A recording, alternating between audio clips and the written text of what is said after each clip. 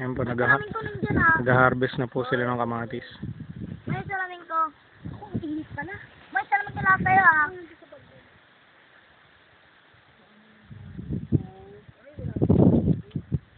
Pwede ko ba yan? Wag Joshua, wag. Hindi pa yan. Hindi pa yan.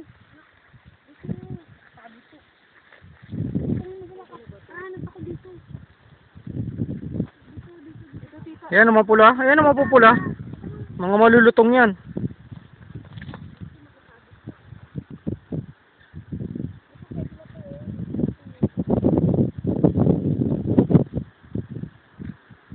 Pakita mo dito Han kung gaano kalaki yung mga kamatis na na-harvest mo.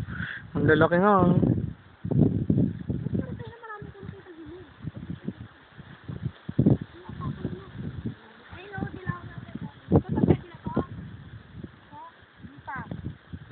Yung mga parang mapapahinog mo na sa bahay, pwede na yun. Yan, pwede na yan. Mami, oh. Parang masana sa laki ah.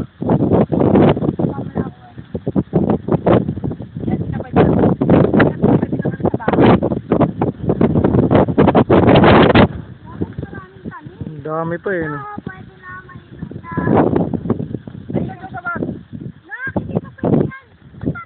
Eh, tingnan mo naman pupula na yan.